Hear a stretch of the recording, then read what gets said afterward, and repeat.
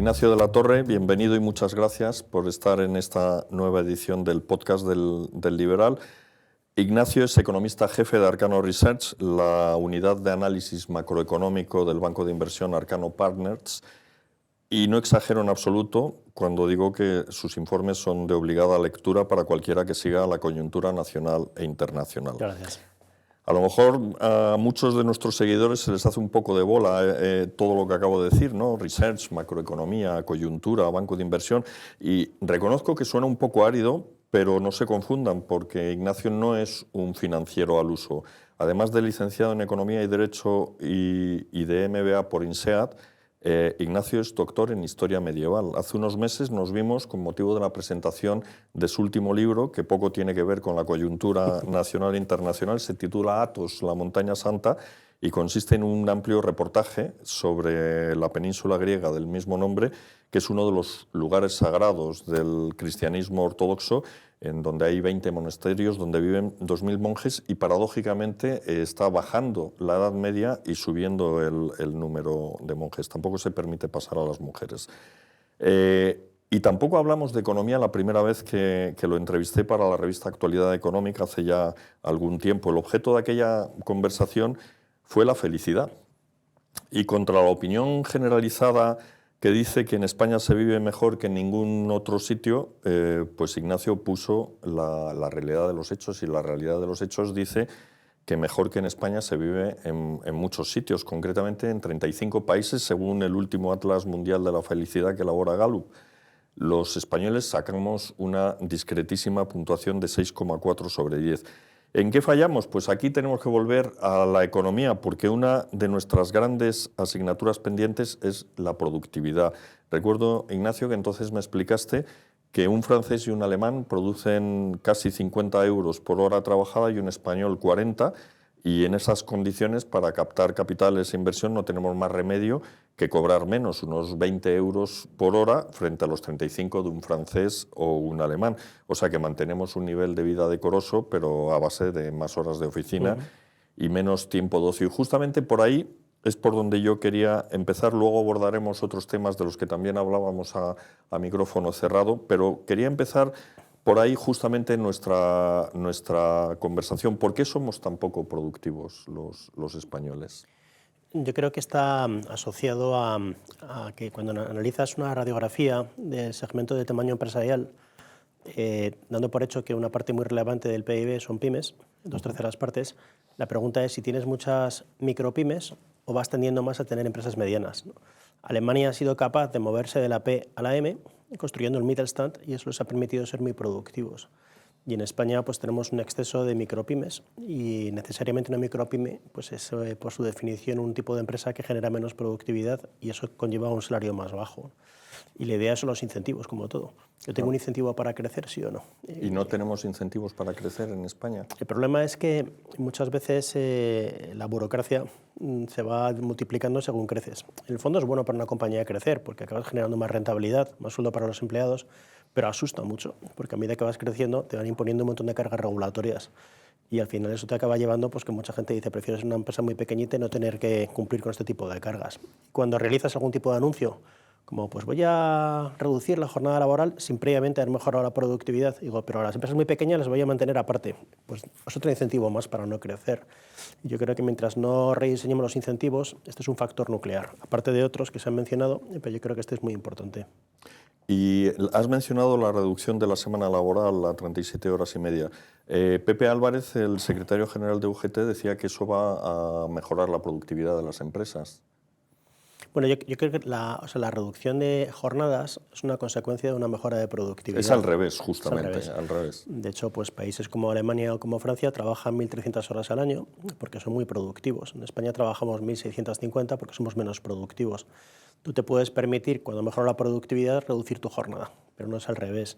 Y al final lo que se observa de ejemplos como Francia es que al final, aunque tú digas, prohíbo que las compañías bajen sueldo, aunque se trabajen menos horas, lo que hicieron las compañías francesas básicamente fue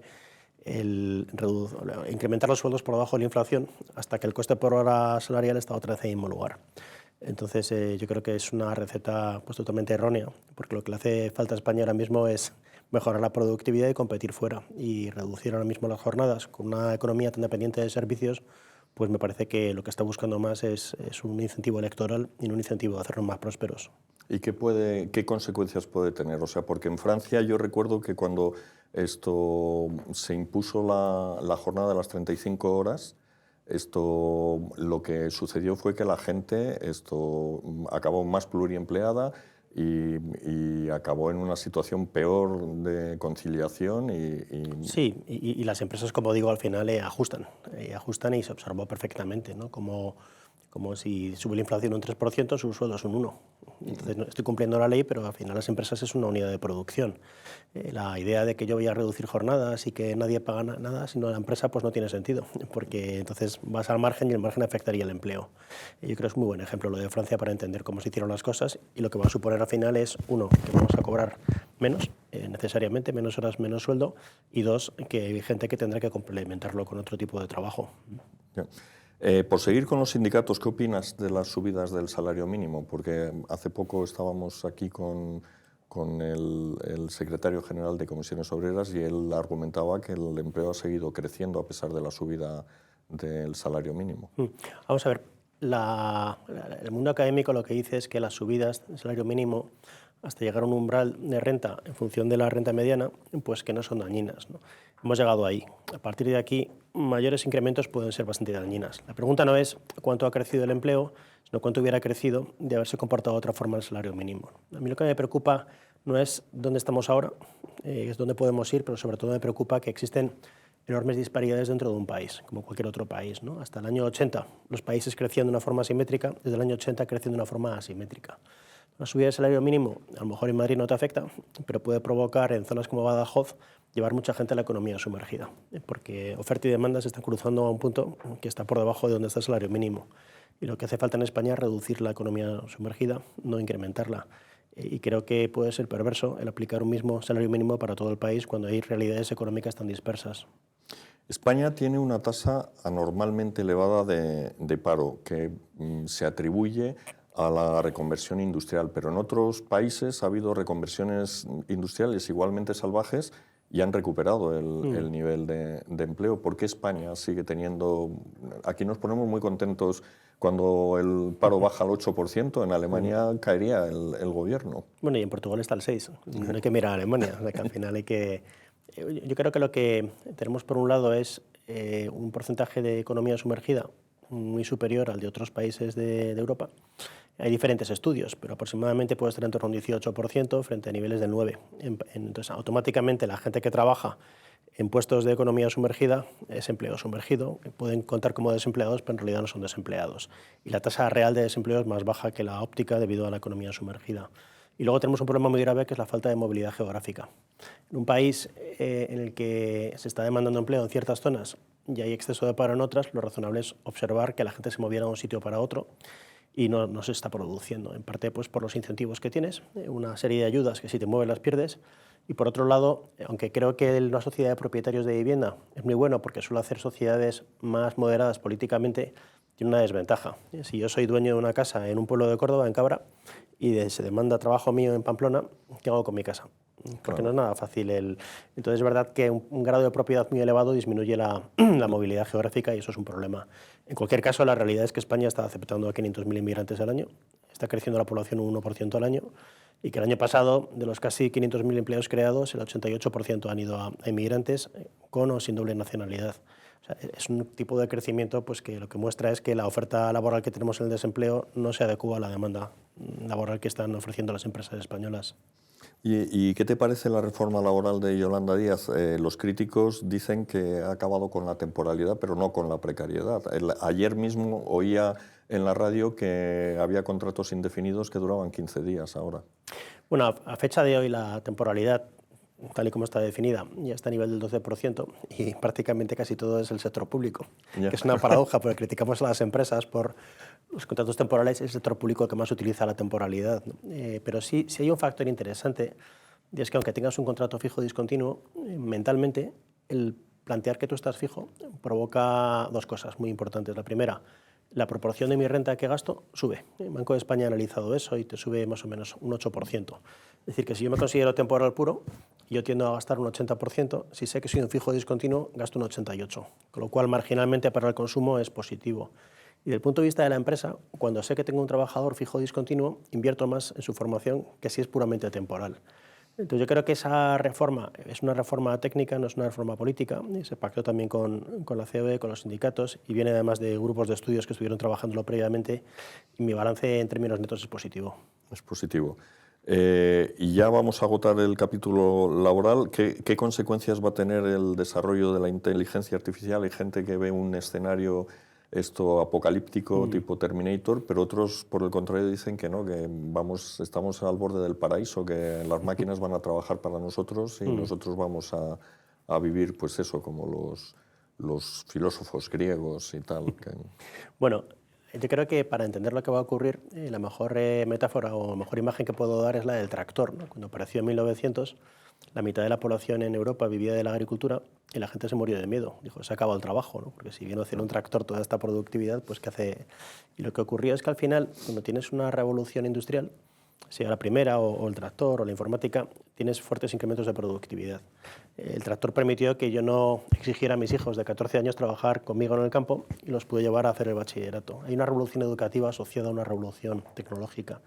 Y a fecha de hoy pues tenemos el desempleo al 6 en Europa y al 4 en Estados Unidos, a pesar de haber desaparecido por la mitad del trabajo vía agricultura.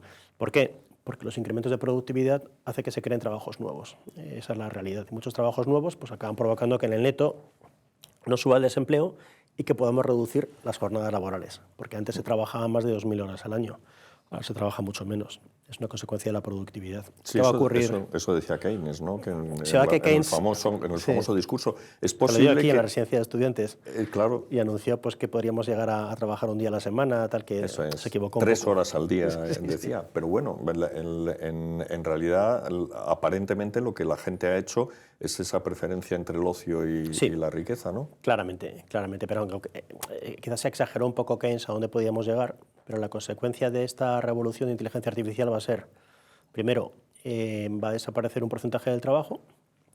Esta vez se va a centrar sobre todo con gente universitaria, white collars y gente joven, de 20 a 30 años, ¿no? Y pueden desaparecer un tercio de los trabajos. Segundo, van a aparecer muchísimos trabajos nuevos y la mala noticia es que esta revolución va a afectar a los jóvenes que ya están en una situación muy vulnerable. La buena es que a un joven se le puede reentrenar, porque va a haber una reforma educativa, en mi opinión, asociada a la formación continua para reentrenar a la gente donde hay trabajo, ¿no? Y es más fácil reentrenar a este tipo de población. Tercero, va a aumentar mucho la productividad, porque hasta si tú tienes un trabajo que es muy creativo, a lo mejor 1 o 2 horas al día la dedicas a tareas más repetitivas. En la medida que eso te lo puede hacer la IA, se genera un efecto que se llama aumentación o potenciación. Eso me permite mejorar mi productividad y al mejorar mi productividad puedo permitir también mejorar mi sueldo. Y al mejorar mi sueldo puedo viajar más de turismo a Pueblo de Ávila. Eso va a generar necesidad de camareros, ¿no? en Ávila. Ese es el otro efecto asociado a una mejora de productividad. Entonces, cuando se analizan todos los flujos, ha hecho un estudio el Foro Económico Mundial, hace un año decía pues, que en neto te podía subir 2 puntos el desempleo, en el último estudio hablan de 0. Mirando flujos positivos y negativos. Entre medias, obviamente, nos va a generar mucha desazón, porque te lo genera cuando ves una revolución así, pero el neto lo que nos enseña las revoluciones es que acaban siendo muy positivas para la sociedad. Has mencionado antes la tendencia a la propiedad de la vivienda en España. La vivienda está en el centro del debate político. No solo es un problema en España el acceso a la vivienda, lo es también en todo el mundo. ¿Y qué habría que hacer y por qué estamos en esta situación? O sea, todos hablan de que hay que aumentar la oferta, pero parece que no... Es muy sencillo. La muy sencillo, me encanta. Es que la vivienda es igual que el café, es oferta y demanda. La gente a veces no acaba de entender que la vivienda es un bien más. Y el problema es que los países occidentales fabricaban entre 4 y 5 casas por cada 1.000 habitantes al año y ahora estamos entre 2 y 3, desde la crisis del año 2008. Si a esa inferior oferta le sumas el que se han disparado los flujos migratorios, en lo cual también tienen una responsabilidad los políticos, pues esa mayor demanda con una menor oferta te genera esta situación. Así de sencillo. Y con un tercer fenómeno además agravado, es que antes subían las casas y construías casas en Cuenca, en Madrid, en Palencia, en Pamplona o en Cádiz, y ahora se ha acentuado ese fenómeno que comentaba al principio, que se llama metropolización. Solo la gran ciudad crece y el resto del país se queda atrás. Entonces, los flujos migratorios son totalmente asimétricos. No van ni a Pamplona ni van a León. Se concentran en Madrid, en Barcelona, en Valencia y en Málaga. Y ya está. Entonces, claro, se acentúa mucho el problema, porque ya no es solo que no produzco las casas necesarias, es que no las produzco en las 4 ciudades donde de verdad se está generando esos flujos migratorios. Y te está ocurriendo una cosa parecida en otros países, pero en España está más acentuada. Porque los flujos migratorios, aproximadamente en Estados Unidos, vienes a hablar pues, de un incremento anual de población del 0,3, 0,4, ¿no? En Europa 0,2, en España vamos al 1. O sea, España en términos porcentuales está aceptando mucho más inmigrantes que el resto de Europa, que el Reino Unido o que Estados Unidos. Eso es por el lado de la demanda. Por el lado de la oferta, Estados Unidos construye 4 casas por cada 1.000 habitantes, España 2. Entonces, si tú estás aceptando más gente, que es lo que genera la demanda, y no has hecho ninguna reforma para mejorar la oferta, te genera esta situación.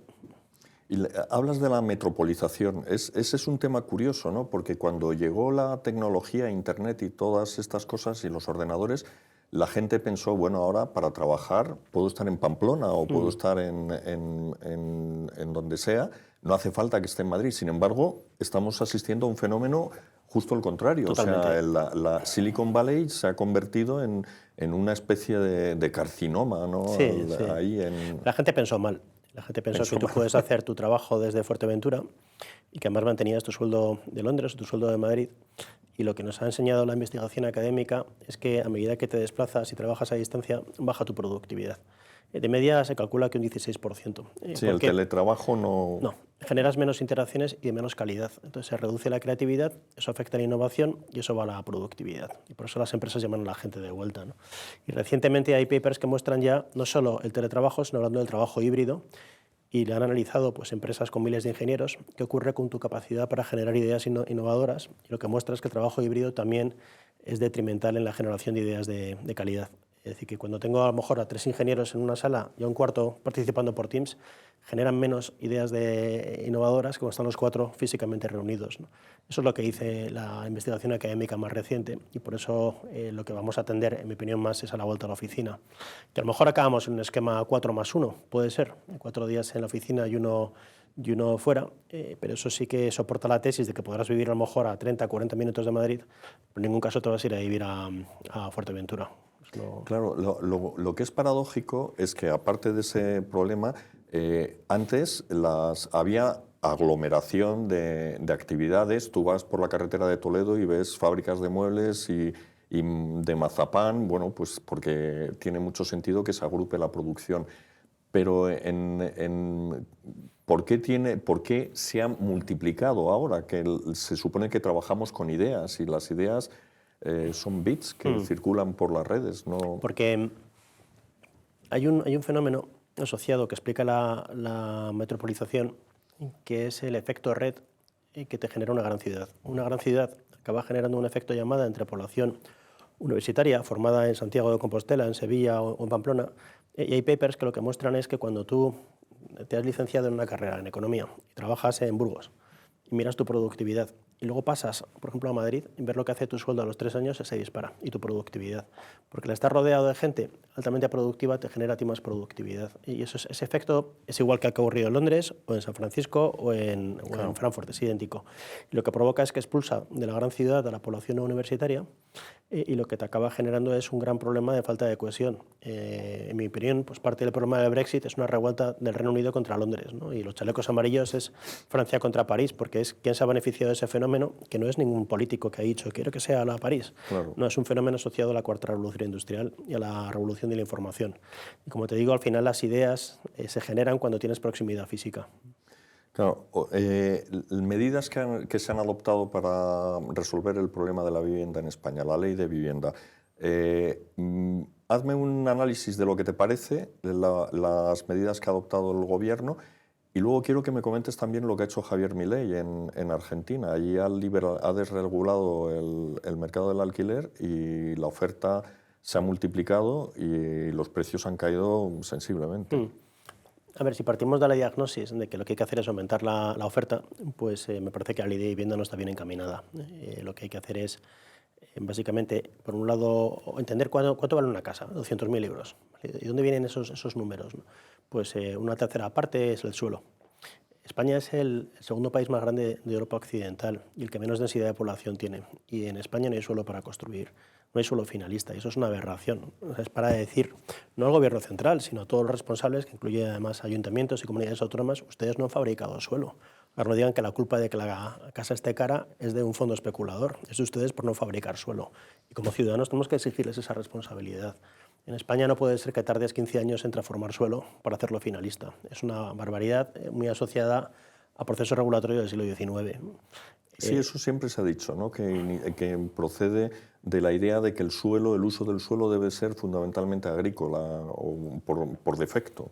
Es por defecto es agrícola hasta que no lo hagas urbanizable, y la transformación de urbanizable hasta finalista son 14, 15 años, y eso es una barbaridad por las normas y los trámites que hay que ir cumpliendo. ¿Eso no es así fuera de España? No, en otros países son procesos más rápidos. Incluso también el proceso desde que yo tengo un suelo finalista hasta que te entrego la casa, en España hemos estado hasta hace poco en 3 años, cuando en un país normal está en menos de 2 años. Con un año más de trámites que provoca que si yo tengo que financiar esa casa y mi coste de capital es cercano al 15%, ¿vale? Quiere decir que si una casa vale 200.000 euros, pues le he metido 30.000 euros más de gasto Sí. por trámites burocráticos que puedo reducir, ¿no? Que es el segundo gran insumo que tienes en el coste de una casa, que es el coste de capital. En la medida en que yo dé estabilidad regulatoria, lo que haré será que caiga el riesgo y, por lo tanto, el coste de capital. Y cuanto más vaivenes regulatorios haga, lo que provoco es encarecimiento del coste de capital, encarezco la casa y lo que provoca eso es que pues, el señor y la señora López tengan que pagar más por esa casa. Así de sencillo, ¿no? Y tercero, al final la situación es en que es más difícil atraer mano de obra y tenemos que ir más y más hacia la industrialización de procesos, ¿no? Y haya habido, pues, en mi opinión, una falta total de colaboración por parte de la administración pública para acelerar la industrialización de la construcción de vivienda. En ese contexto, la introducción de medidas como la limitación de alquileres, pues decía Lutnick, un economista sueco, que la segunda mejor forma de destruir una ciudad después de un bombardeo en la alfombra es la introducción de límites de alquileres, ¿no?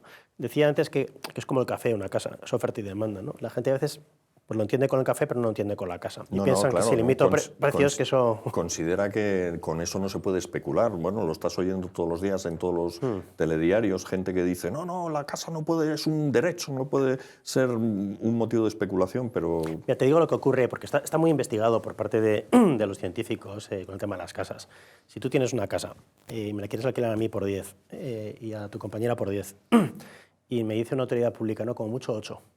Lo que ocurre es que pagamos 2 en dinero negro, así de sencillo. Aumenta la economía sumergida, o bien por el garaje me cobras más de lo normal y así compensamos, ¿no? Y segundo factor, imagínate que yo pertenezco a la clase media-baja y tu compañera a la clase media-alta. Me cuesta un 45% de mi sueldo alquilar tu casa y a ella un 25%. ¿A quién le alquilas la casa? Claro. A ella. Expulsas del mercado a la gente más humilde. Y eso está perfectamente estudiado. Y ellos lo saben. Lo que estás haciendo es leyes al final que en el corto plazo piensas que te va a dar votos, pero el daño que va a hacer en el medio plazo a la gente más humilde es terrible, terrible.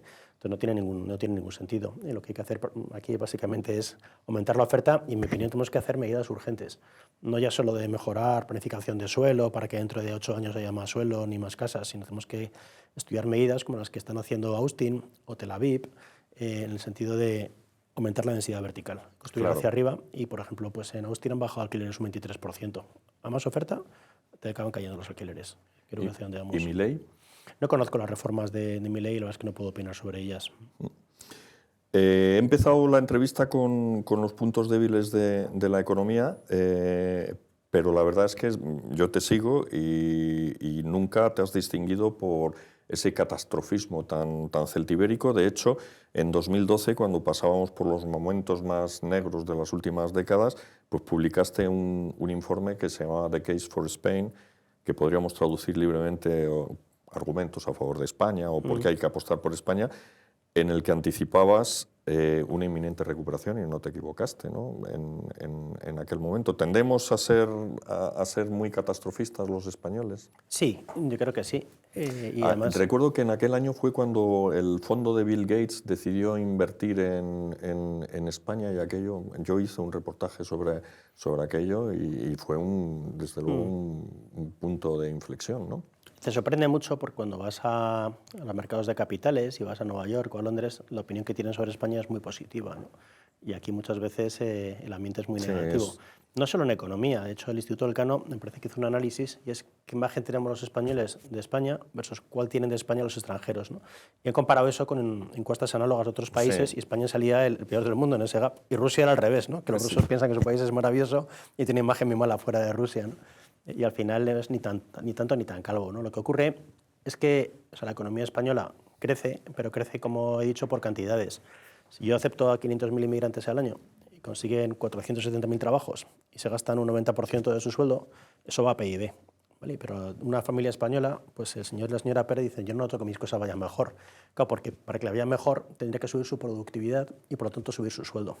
Eso sería una mejora por calidad. Entonces la economía española crece por cantidad, no por calidad.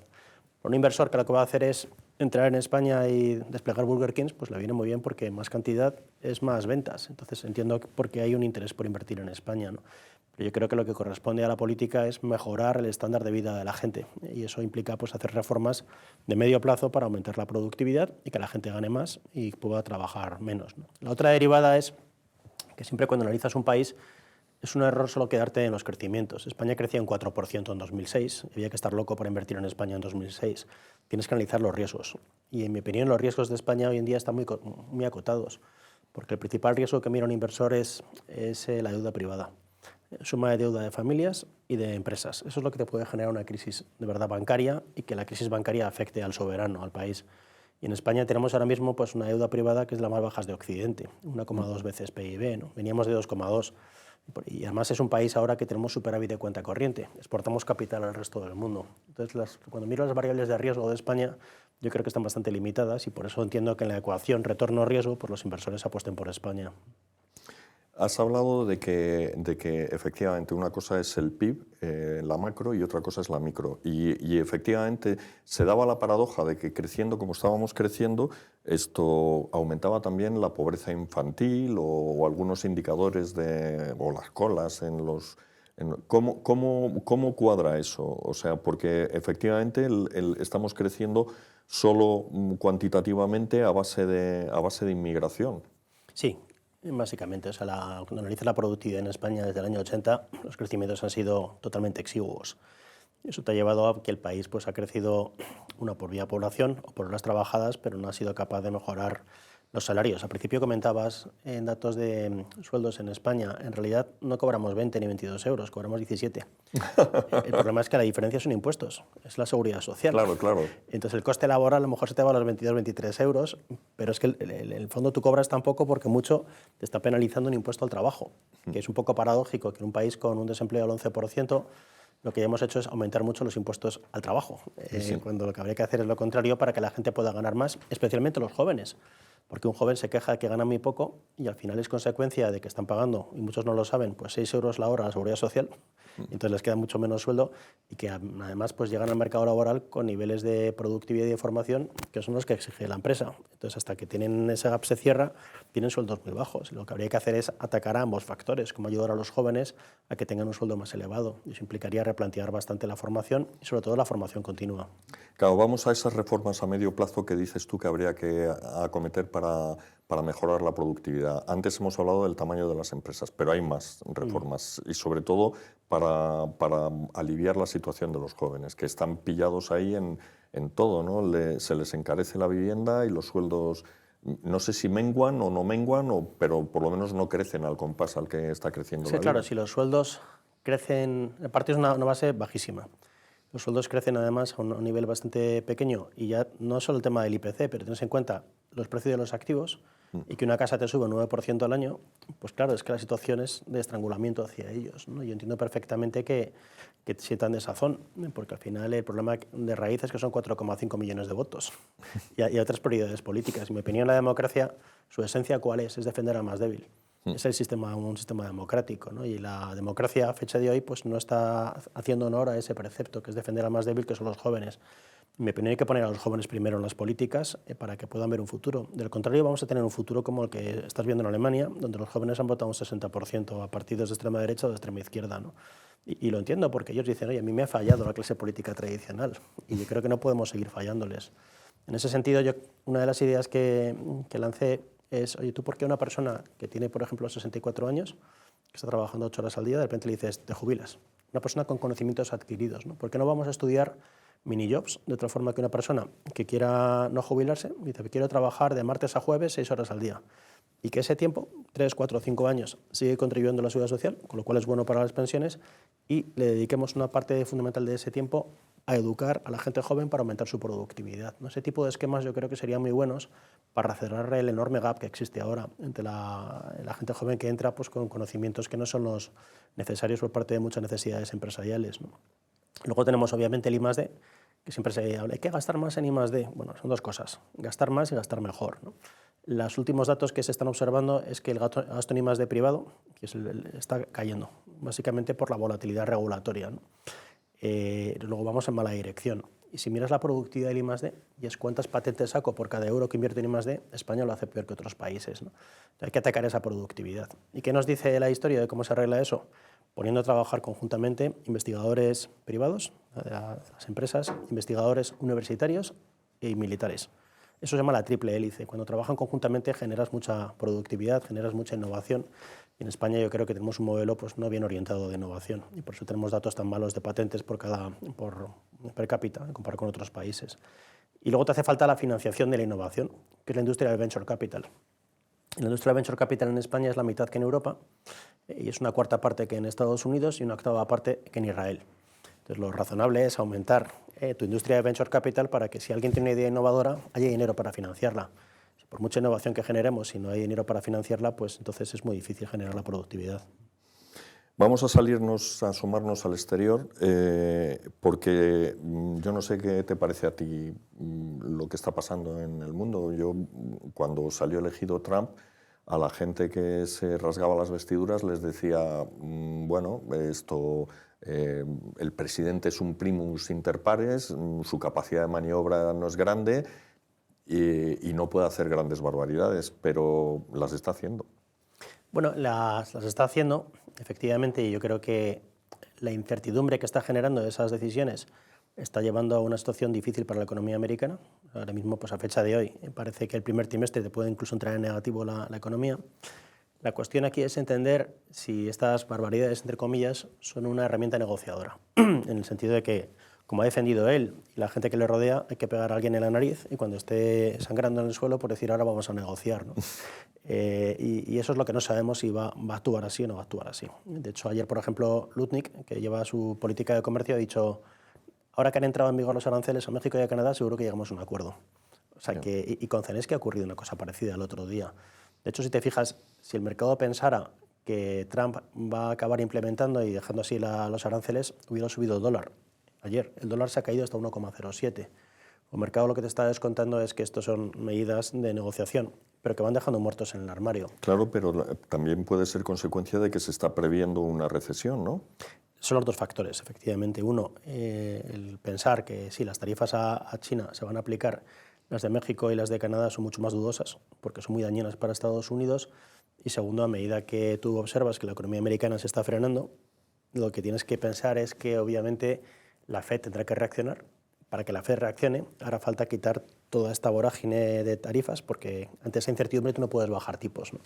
Y a fecha de hoy el mercado está descontando que la FED va a hacer 3 bajadas de tipos en otoño, 3. Y eso implicaría necesariamente que Trump primero pues, diera marcha atrás en la vorágine regulatoria, ¿no? Si fuera así y la FED reduce 3 veces los tipos de interés, se estrecha el diferencial con Europa y lo razonable es que siga la fortaleza del euro frente al dólar. ¿Y tú crees que eso va a pasar? Porque esto no está apretando más allá. O sea, los últimos datos, lo comentabas en tu comentario, o sea, las ventas minoristas, la confianza de los consumidores, las peticiones de subsidio, todo va enfocado en una dirección. Los americanos llegará un momento en que se harten de esto, Sí. ¿no? Yo humildemente lo que opino es que si intento analizar la situación económica y la interrelación con la política, lo que planteo es que hay elecciones en noviembre del año que viene, midterms, que la mayoría que tiene el Partido Republicano es muy exigua, tanto en la Casa como en el Senado, y que si Trump quiere ejecutar una presidencia de 4 años, tiene que intentar ganar esas elecciones. ¿Y qué sabemos de cómo se comporta un americano en base a la economía? Con inflación elevada, la gente castiga al incumbente, primero. Segundo, si la economía se frena, castigas también al incumbente. Entonces yo creo que los pasos que está tomando Trump ahora mismo van en dirección de frenar una economía y añadir, además, añadir más riesgo de inflación. Eso sería torpedear las posibilidades de reelección de los republicanos en noviembre. Y los otros dos factores que son importantes, ¿cuáles son? Los tipos de interés que pagas por comprar una vivienda, pues a medida que tienes incertidumbre en inflación, se te ha puesto al 7% el tipo fijo norteamericano de compra de vivienda. Y eso daña a la gente y la gente lo penaliza. Y cuarto, muy importante, los activos de los americanos. Los americanos tienen más de 100 billones de dólares en ahorro y el 60% está en bolsa y el resto está en casas y en fondos. ¿Cuál es el tema aquí? Que si llega un punto en el que las casas empiezan a sufrir como consecuencia de la subida de tipos de interés del hipotecario y dos, empezamos a ver debilidad en las bolsas, algo que ya ha comenzado, eso te hiere a tu pulmón. Y ahora hablamos de demócratas y de republicanos. Entonces, claro, un contexto en el cual la gente afronta pues, mayor inflación, frenazo de la economía, que han podido ver cómo la bolsa empieza a caer y encima tienen que pagar más por el tipo de interés de la casa, es un contexto que podría provocar una situación totalmente diferente de cara a las midterms. Yo creo que ante eso lo razonable es que Trump recule. Esa es mi tesis. Y que lo hará relativamente pronto, porque si lo deja esto mucho tiempo va a ser demasiado tarde luego para deshacer los entuertos económicos que está generando. ¿Y a España cómo nos puede afectar todo esto? Muy poco, porque España es un país que tiene un pequeño déficit comercial con Estados Unidos, ¿no? Una política arancelaria te afecta en el caso de que tengas un gran superávit comercial con Estados Unidos. Por ejemplo, México exporta 10 puntos más de PIB de los que importa de Estados Unidos. Y así la regla de tres sencillita es que por cada 10% de arancel te quita un 15% de tu superávit. Es decir, que si se introduce un arancel de un 25 a México, pues tienes en riesgo ahí 3 puntos de PIB y se puede ir México a una recesión, ¿no? En el caso de España, como tenemos un pequeñísimo déficit comercial, aunque nos introdujeran un arancel y respondiera a Europa, el impacto sería prácticamente nulo a nivel macroeconómico. A nivel micro, obviamente, pues si tú vendes vino allí y te meten un arancel al vino, pues te puede afectar. Pero a nivel macro no tiene gran impacto. Y Europa tiene un superávit de un punto de PIB con Estados Unidos. Si nos meten un arancel de un 10%, pues un 0,15 menos de crecimiento, que es mucho menos del PIB marginal que nos va a dar más inversión en defensa. Yeah. Yo creo que hay más riesgo alcista que bajista en Europa. ¿Y cómo ves Europa ante esta tesitura? Porque lo que ha puesto de manifiesto esta crisis es que los europeos llevamos arrastrando los pies desde tiempos inmemoriales, ¿no? Yo la opinión que tengo sobre Europa es positiva, en el sentido de que bueno, Europa, como dijo Monet, se construye sobre crisis, ¿no? Y que esta crisis es un catalizador para que Europa haga cambios que estaban siendo clamados, que eran necesarios para que Europa despertara, ¿no? Y yo lo que veo es que esto puede permitir avanzar en la unión bancaria, que creo que vamos a avanzar en la unión de mercado de capitales también. Creo que es uno de los ejes principales del informe Letta y del informe Draghi. Creo que el péndulo regulatorio, que era ahogar a muchas empresas con excesos regulatorios, empieza a virar. Es el informe de Compass y eso va a ser bueno para el crecimiento europeo. El invertir en defensa, pues 300.000 millones de euros al año, va a ayudar también a recomponer parte de ese tejido industrial y va a añadir PIB marginal. Y por último, yo creo que una eventual tregua con una paz luego en Ucrania, geopolíticamente podremos hablar de la debilidad de Europa, pero a nivel económico es muy bueno para Europa, porque eso lo que te va a provocar es una caída fuerte del precio del gas y por lo tanto te va a caer mucho el precio de la electricidad. ¿Eso qué implicaciones económicas tiene? La primera es que te va a subir la confianza del consumidor en Europa, porque ya no ves la guerra aquí al lado. Al subir la confianza vamos a empezar a ahorrar menos y a gastar más, y eso va a ser bueno para el PIB. La segunda, que a medida que cae la electricidad se recupera la producción industrial, sobre todo en Alemania, que se va a beneficiar bastante de esta situación, ¿no? Y la tercera es que mientras sigamos con el euro a 1,06, 1,07, la realidad es que las empresas que exportan europeas pues están beneficiando de este dólar fuerte o un euro débil hasta que empiece a cambiar la torna y se vaya el euro a 1,10, 1,12, ¿no? Yo cuando pongo todos los factores en común, yo creo que Europa tiene riesgo alcista en estimados de cara a este año y los próximos años. En el corto plazo, por los motivos que te he dicho, en el medio plazo, por motivos más estructurales de que empieza a cambiar cómo miramos Europa y que se pueden hacer cosas como, por ejemplo, pues, el eurobono. Esta inversión en defensa que vamos a hacer, la parte que se va a financiar, 150.000 millones de euros, esos son eurobonos, igual que los pandémicos. Pues el fijar una curva de eurobonos es muy, muy importante para el coste de capital de las empresas europeas, ¿no? Y esos al final son beneficios que puedes extraer de una forma relativamente rápida. Que hubiera sido difícil explicar a un votante hace un año, ahora es mucho más fácil. Claro. ¿Y tú crees que, por ejemplo, has hablado de la unión bancaria? Aquí en España tenemos la OPA de BBVA sobre Sabadell y parece que eso está atrancado, ¿no? Bueno, es que la unión bancaria no es tanto que se unan los bancos, sino se habla más de, básicamente, de que tú tienes ahora un mecanismo de supervisión paneuropeo, ¿vale? Pero el problema es que tú, cuando tienes una crisis bancaria, tienes que el pasivo lo está adoptando el Estado. Claro. Entonces es muy difícil en realizar fusiones transfronterizas mientras no hayas terminado el proceso de unión bancaria. Que no se trata de fusionar bancos, se trata básicamente de disolver esta coyuntura. Merz ya ha dicho que está a favor de culminar la unión bancaria.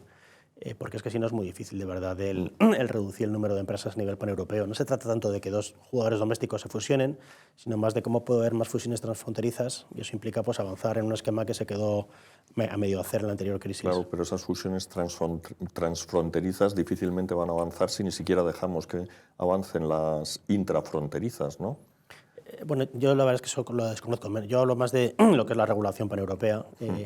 Y muy asociado con esa regulación bancaria está también oye, yo tengo bancos que puedan proveer de servicios a nivel paneuropeo, pocos, porque en el fondo tengo un montón de dificultades a libre prestación de servicios dentro de Europa, y eso afecta no solo a los bancos, afecta a todo tipo de profesiones liberales, ¿no? Y lo que dijo Draghi el otro día es que al final el problema no son los aranceles americanos, sino que ponemos aranceles nosotros porque no hemos culminado la unión de servicios en Europa. Si empezamos a permitir que haya unión de servicios, entonces podemos generar mucho PIB, y una vez que tienes servicios a nivel paneuropeo, precisas también que los bancos puedan financiar a nivel paneuropeo. Y yo creo que hay que ir en esas dos direcciones. Muy bien, pues muchísimas gracias, Ignacio. Nos quedamos aquí con tus mensajes, que ha sido, como corresponde siempre contigo, tibiamente optimista, pero Muchas gracias. confiemos en que tengas razón con Trump y acabe regulando.